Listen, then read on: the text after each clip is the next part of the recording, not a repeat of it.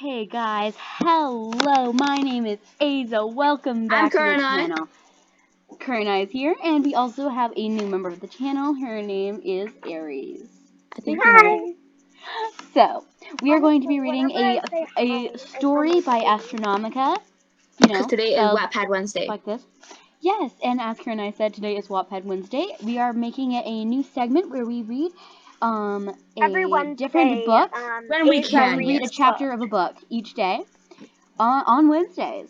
So today, let's get right into this. This is for today. I need to start a stopwatch. Okay, let's do this. Yeah, but today we're going to be doing two chapters. Today we're going to be 2 chapters because we really want If you we guys have to enough get invested into this, and I want my friends to get invested into this. We want to get invested into this. Yeah, we want to make sure it's a good story. I mean, like, I know it's a good story. If this story can make me cry, oh my god, then it is a good story. Because I swear I do not cry over any piece of media story, ever. Though. Yeah. Anyway, it's really really well written, now. and I really want you guys to come into the story with me, get into this world, and actually, let's dive into the story right now. This is chapter 1.1. Let's go. Let's do it. Woo-hoo. Do it. Yeah. George walked up the steps of his house, keys in hand, a dark look on his face. The neighborhood had been quiet except for the occasional passing car, which did not help his ongoing battle with isolation and loneliness. The quieter it was, the louder his thoughts were. And so, as he entered his empty home, which housed a quiet so large a drop of a pen would be highly audible, his head filled with a mass of concepts. He trudged his way up to his room, carrying his jacket in his hand, as he threw his keys onto the desk and collapsed on his bed. He waited a while, his mind the only thing keeping him company, and it wasn't good company. All he had were regrets and scenarios of brighter futures had he made better decisions in the past. Suddenly, he heard a ring come from the other side of the room. It wasn't his cell phone, but the vintage telephone he had found in his house when he first moved in. He spent weeks trying to repair it, but eventually gave up. But now it seemed to be fully operational. He ran to the phone and answered. Hello? Hey, Sap, can you believe Governor Schlatt had a heart attack and died today? That's insane. The man on the other end of the phone mumbled into the phone. I forgot to mention this is DNF. Just putting that out there. Sorry, but you have the wrong Today? George asked, confused. I can't do British accent. Oh, well, sorry then. But, yeah, today. It's all over the papers, the voice answered, not bothering to end the call, even though it was the wrong number. George raised a brow. Are we talking about Governor Schlatt of Florida? Yeah, who else? The man answered, a shrug visible in his tone. Schlatt died over 50 years ago, though. George was convinced he was talking to either someone very uneducated or downright insane. The man laughed oddly. I don't know about you, but I don't remember Schlatt dying in 1920. Now George knew the man could do math. 50 years ago was not 1920. Everyone knows it happened in 1970. Then his right-hand man, Jack, was almost assassinated the next day. George told the man. He did not know why he was so hell-bent on correcting a stranger, but he did so nevertheless. Jack? Everybody loves Jack. He's fine and giving a speech right now. Listen. The phone sounded like it was moving, and suddenly put up to the radio. The radio was barely audible, but George could make out words like, this tragic loss, and such. It definitely sounded like Jack. George figured he was talking to a crazy person and hung up. He walked over to his bed, thought about the phone call for no more than 3 minutes before falling asleep. So, what did you think of that chapter? I know we're going to do really 2. Good. So far, so good, I suppose, but it's still really boring. Yeah, Kurna is not that hell-bent on books. She doesn't like reading books. Yeah, I know. I love reading books. It's just I don't like this book. Well, yeah, it's a first chapter! Sorry. That's our very first chapter. Yeah. Okay. Maybe really hope you'll get into this, but 1.2. You guys better find, when we finish this, whatever, if you guys find a book I actually like, I will give you all the candy you want. We're reading Heat Waves after this just so you can experience it. This is... You know the song Heat Waves, right? Yes. This book was based off that song, and this actually made Heat Waves the career. Okay, you better. This song made bank off of the book.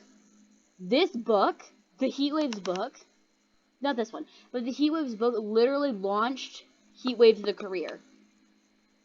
Because everybody loved it so much, they started listening to the music, and then the music really took off. Telling you how powerful that book is. Anyway, so the next chapter, it is 1.2. I can't even see it, and I won't dare. I know. Anyway, it was the next day. What are you doing in the chat?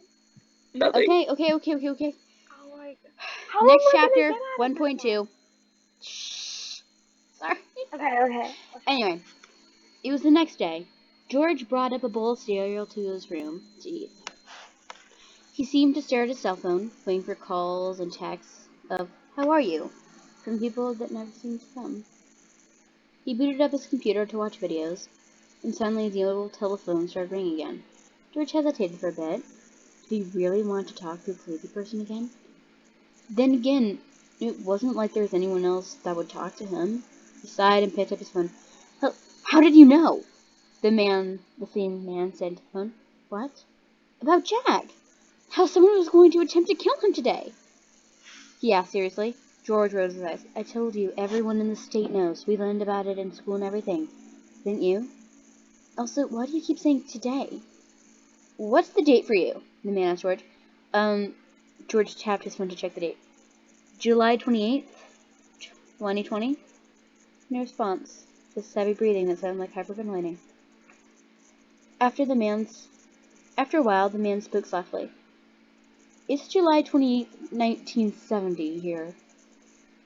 Now, this was a confirmation that whoever George was talking to was crazy. Look, if this is some sort of prank, I'm just going to hang up. This isn't my phone, and I'm not sap of whoever this is. Wait! The man yelled. Do you live... Oh my god, Manberg Street. Do you live on 821 Manberg Street? George started freaking out. The man knew his address. He was going to end the call and to contact the police or... Don't freak out! The man read his mind. That's my old house. Well, it's my old house for you, but I live here now. Does the upstairs bedroom still have the hideous flower wallpaper? Yes, George answered hesitantly. That means they haven't changed it since I lived here. Give me a second. The man was silent for a while until George heard a clicking sound. He was a pen and capping. What are you doing? George asked. Look in the corner of the wall near the window, the man told him. Why, just do it. The man heard what sounded like scribbling on the other side of the phone. George hesitated, but walked away to the corner of the room. What am I supposed to be looking at? Suddenly, old worn-out pen marks started appearing on the wall, slowly, like running away. Hi, it said. Do you see that? The man on the other side of the phone asked, before audibly capping his pen. Again? Yes? George was hyperventilating and clutching his chest. This surely was not possible. Who are you? Who are you? They both asked at the same time, but the man answered first. My name is Dream. Dream? George raised an eyebrow. It's a nickname. I don't want to give you my real name yet, since you could be some government spy or something. George chuckled. Well, I'm George. So tell me, George, who wins the World Series next year? Asking for a friend. Dream asked, half jokingly. I'm afraid I can't tell you that, George responded. Well, technically I can, but morally it's pretty wrong. Darn. Thought that was gonna work. Dream kissed. So, tell me about the future. Wait, does that sound nerdy? Tell me about 2020. Well... And that's where it ends. For that chapter, at least. What y'all think? It was actually terrible.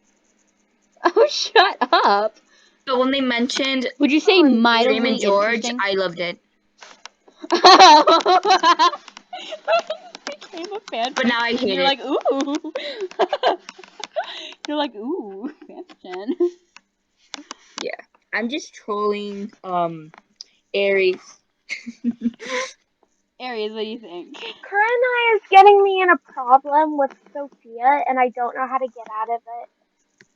Okay, I know but what this do you one think of the girl, story? Sophia, Do you see and it? she's like Aries' friend, and she does Do you see not it? want to be with her right now. Like, honestly. Oh my god, she's like Some so people annoying. have really good But advice. anyway, so what Ava, what do I do? What do I do? What do I Take my advice. Mine is change better. your status to offline. Say, I No, have I to can't do go, that. actually. Yeah, so you have to go and then change your status to offline. Wait, how does she do that? How do I even do that, too? I'm good. When you go up to, like, the green circle, then you can, like, choose, and then, like, set status, and then you choose the X. But anyway, Aries, what did you think of the story? It was really good. I know. Karina, are you starting to like it a little bit more? No. There, I got myself out of that crisis. Okay, good. Oh my god, that's such a good lie. Oh my goodness. What? Was that a good Okay, lie? anyway, would you be interested in reading more? No. Okay. Well then, I wasn't, like, actually going to read more because this video I is going put to be my pretty thing long. as busy. But